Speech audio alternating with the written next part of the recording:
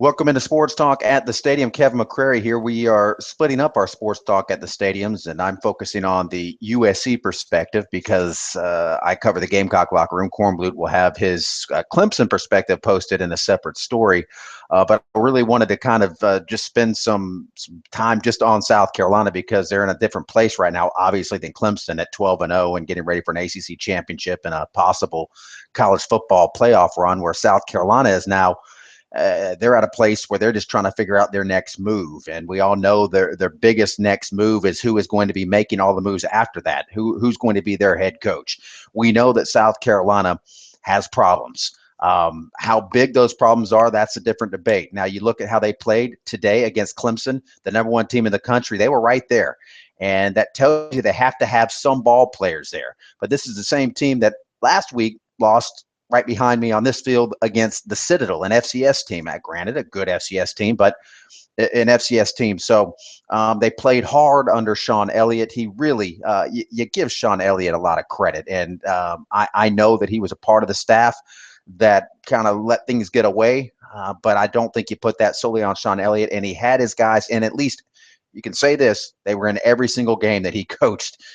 They didn't win any of them except for Vanderbilt, but they were in every single one of them with the chance to win in the fourth quarter. So there's that. Sean Elliott's not going to be the next head coach at South Carolina. Maybe Sean Elliott has played himself into a spot on the staff. These players certainly like Sean Elliott. He's an emotional guy. He's a pretty good recruiter, really good recruiter, I think you could say. And he's going to get a job somewhere. Sean Elliott's a football coach. G.A. Mangus is a football coach. He's done a pretty good job with the offense since he took things over. But I'm actually in the South Carolina coach's box. And right here behind me in this chair, that's where Steve Jr. normally sits. He's not going to be here next year. There's not going to be any Spurriers on the staff. It's going to be a different group sitting in this box when the Gamecocks are playing here in 2016.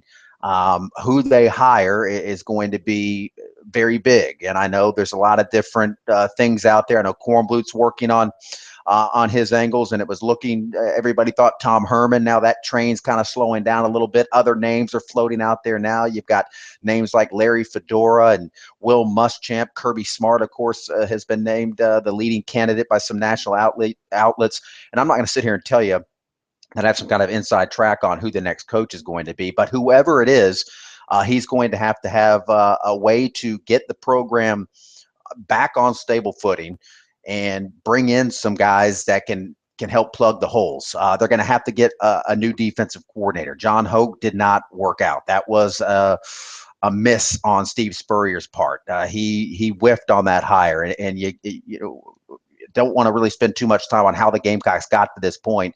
But the guy who wasn't here today, Steve Spurrier, he didn't want to go down with the ship. He saw this ship sinking. He saw what we all saw here over the stretch in the final few games of the season, the final 6 games of the season. He didn't want any part of it, so he bounced. Last year, there were signs that this program was cracking, and Spurrier's fix was to bring in John Hoke. That was not the right move when it's all said and done. And defensively, if you want to say what the biggest issue at South Carolina, people can say, oh, they need a quarterback, Perry Orth.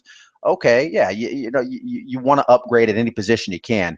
But defensively, if South Carolina is going to start winning football games again, they are going to have to rebuild their defense. They're going to have a defense that can get off the field on third down. Clemson converted 9 of 13 today. It's just, you can't give up 80% on third down and win football games. And that's been the bugaboo for them all season long, getting off the field, giving up big plays on third down when you can't get off the field. If they had a pedestrian defense at South Carolina over the past couple of seasons, this season included, the Gamecocks are going to a bowl game. They would have beat Kentucky. They would have beat Missouri. They would have beat the Citadel. There's 6 wins right there. So then they're going to a bowl game. Last year, they probably would have won 10. So you can talk about the offense. Everybody wants to talk about the issues there, and there certainly are issues there that can't be ignored. But the biggest issue at South Carolina right now, the biggest issue with the South Carolina football program is their defense. And if they're going to start winning games again, if they're going to get back into that 8, 9, 10, 11 win echelon, they're going to have to do it with their defense. That's how they did it when they did it, was with their defense. Now, Jadeveon Clowney is not walking through the locker room door anytime soon. So they're going to have to go out and find ball players, and they're going to have to find a defensive staff that understands the college game, that understands the dynamics of college right now. And John Hoke wasn't that guy. John Hoke was not a fit. And he was talking in past tense terms when he was in his press conference after the game today. And I think he understands it. I asked him if it was a tougher transition than he thought. He said the biggest thing was teams run the ball more on third down in college than they do in the NFL. So to me, there were a lot bigger problems than that with this Gamecock defense. A too deep zone with the safeties so far off the ball, just chewed up by pedestrian offenses this season, like Georgia. They made Grayson Lambert look like a Heisman Trophy candidate. They made Missouri, who didn't score a touchdown for a month after they played South Carolina. They scored 3 against that Gamecock defense. So that's priority number one. So when you're hired a head coach, he better have a plan on how to fix the defense, because at South Carolina, these great playmakers on offense, everybody's going to have them in the SEC, and South Carolina's going to get its share of those too. But you've got to have a defense. That's when Lou Holtz had his success at South Carolina, he did it with his defense. When Steve Spurrier had his big runs, he was riding his defense, and that's got to be the formula. So, am I endorsing a Kirby Smart or Will Muschamp? No, not necessarily, but I think you could do a lot worse. You're going to bring a defense to the field and then hire an offensive guy. To me, it's easier to find a good offensive coordinator than a defensive coordinator. Maybe that's something that is that feels like a fact. Maybe somebody could contest that, but I do think it's not a fact or not a debatable fact that South Carolina has got to get their defense together.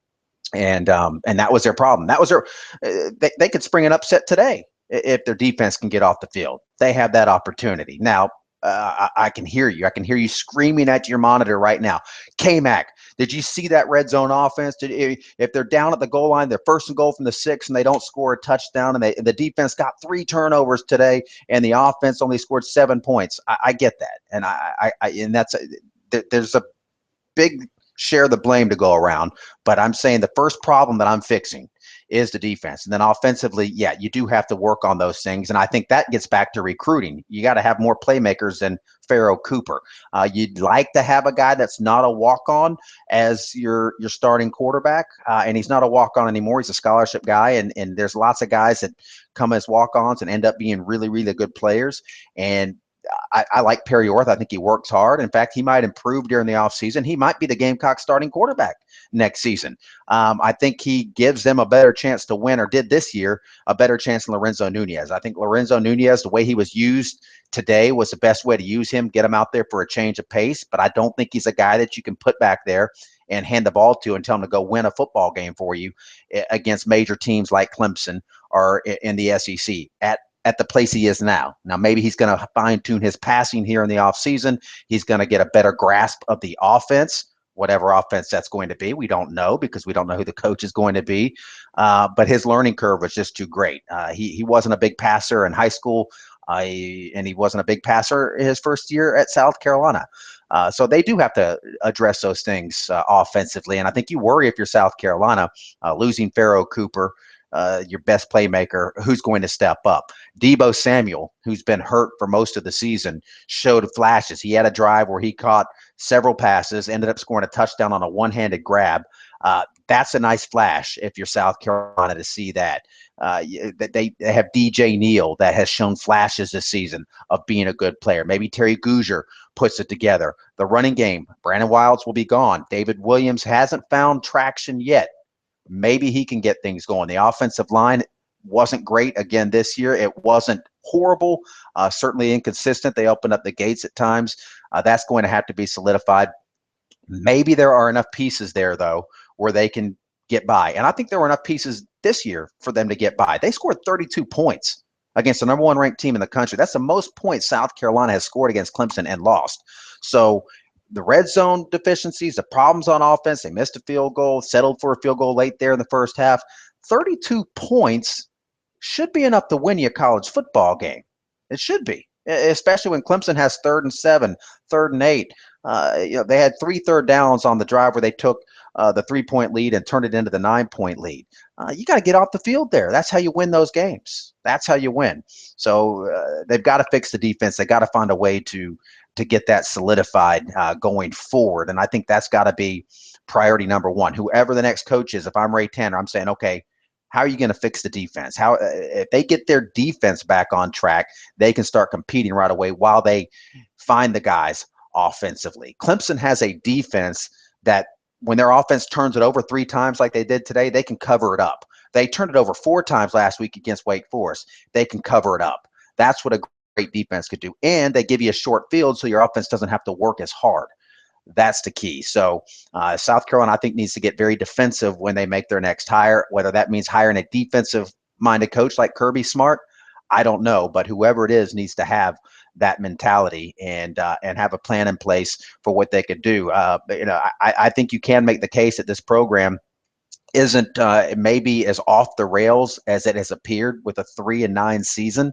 I think they have some pieces in place, and if they get the right guy, it might not be this long-term 5-year rebuild. I think this is a program that could potentially get back to a bowl game next year with the right guy in place. Now, they're not ready to compete for the SEC. They're not ready to get back to number 4 in the country next year, or maybe even the year after that. They're a few recruiting classes away from that.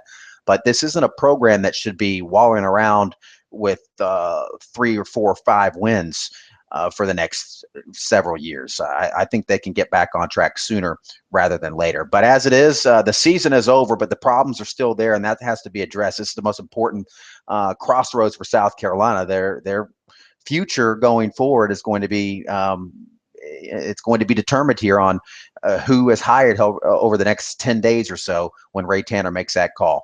So that's going to do it. Sports Talk at the Stadium. Be sure to check out Sean Elliott's comments. It was very emotional as he addressed the media for what was probably his last time. John Hoke, Perry Orth, good stuff there from the players, talking about how they're not as together now as they were 4 years ago. And winning, that's a big part of it. When you're winning, everybody's more together. Everybody's happier. Everybody's hanging out and playing video games and happy. But when you're losing, things get a little more fractured. Things get a little more cliquey. Guys kind of get a little more individualized. So there are things that need to be addressed inside the program, certainly, and out. But at the end of the day, the last game, I think Gamecock fans are walking out of here at least kind of breathing a sigh of relief that A, the season's over, and B, it wasn't a humiliating loss, which a lot of people thought it could be for the Gamecocks, that Clemson might just stomp the doors off of them. They fought hard and had a chance to win in the fourth quarter. They lost, but I think Gamecock fans really should be at least pleased that the guys didn't quit. And Sean Elliott made the point that, hey, there's some good people in that locker room. If there weren't, we would have got blown out. This team could have mailed it in, and they didn't. So we'll have to keep an eye on who is going to be the next guy up for South Carolina in terms of their head coach. We'll get that answer. I would imagine at or near or around that December 10th date is what I would circle. I think that's when it's going to happen here over the next 2 weeks. We'll have an answer to that question. Appreciate you tuning us in here at Sports Talk at the Stadium.